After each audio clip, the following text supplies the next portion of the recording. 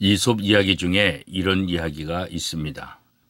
사자가 지나가는 양에게 내 입에서 무슨 냄새가 나나 맡아보게 하고 말하면서 입을 쩍 벌렸습니다. 사자의 입 가까이에 코를 대고 킁킁거리던 양은 아주 고약한 냄새가 나는데요? 라고 대답했습니다. 그러자 사자는 버릇없다며 그 양을 잡아먹었습니다. 이번에는 늑대에게 내 입에서 무슨 냄새가 나는가 하고 물었습니다. 늑대는 양 같은 신세가 될까 두려워서 고개를 저으면서 아무런 냄새도 나지 않는다고 대답을 하였습니다. 그러자 사자는 이놈이 내 마음에 들려고 거짓말을 하는구나.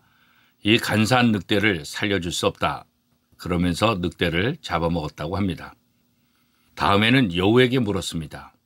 여우는 곤란한 표정을 지으면서 저는 감기에 걸려서 냄새를 맡을 수가 없습니다. 제 몸속에 병이 있나 봅니다. 라고 말했습니다. 트집 잡을 수 없었던 사자는 병이 들었다니 할 수 없군. 그럼 그냥 가게. 그래서 여우는 구사일생으로 살아났다는 이야기입니다. 이 이솝 이야기가 지어졌던 그때나 솔로몬이 살던 옛날이나 지금이나 자기가 처한 상황을 재빨리 파악하고 위기에 대처하는 지혜가 필요함은 똑같습니다. 오히려 하루가 다르게 변하는 세상에 사는 우리들이 지혜가 더 필요할 것입니다.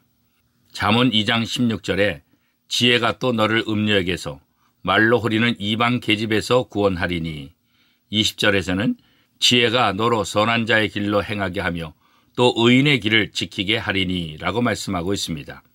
지혜는 악한 사람의 길에서 우리를 구원하고 겉과 속이 다르게 말하는 사람에게서 우리를 건진다는 말입니다. 이처럼 잠언은 우리에게 지혜의 유익과 중요성을 말해주고 있습니다. 에베소서 5장 14절 말씀에도 하나님의 지혜를 가르쳐주고 있습니다. 그런즉 너희가 어떻게 행할 것을 자세히 주의하여 지혜 없는 자 같이 하지 말고 오직 지혜 있는 자 같이 하여. 하나님은 신자들에게 지혜로운 행동을 하라고 권면하고 계십니다.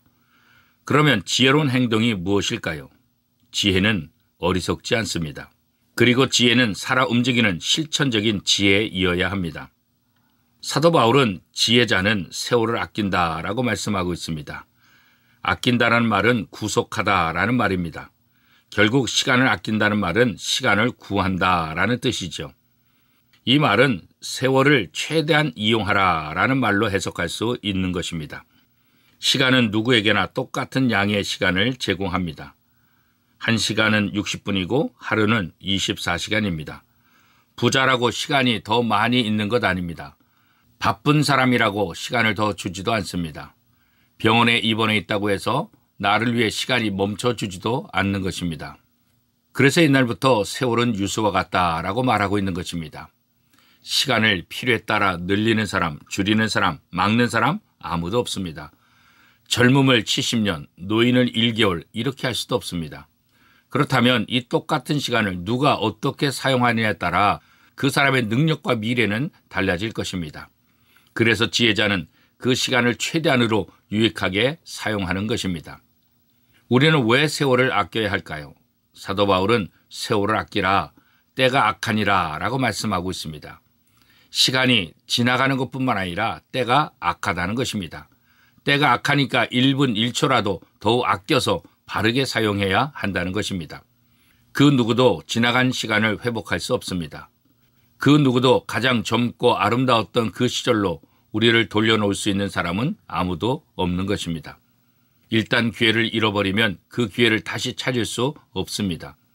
그러기에 오늘 우리에게 주어진 한순간 한순간이라도 헛되이 보내지 말고 가장 유익한 시간을 보내도록 노력해야 하는 것입니다. 사랑하는 성도 여러분, 참된 지혜자는 시간을 아낄 줄 아는 사람입니다.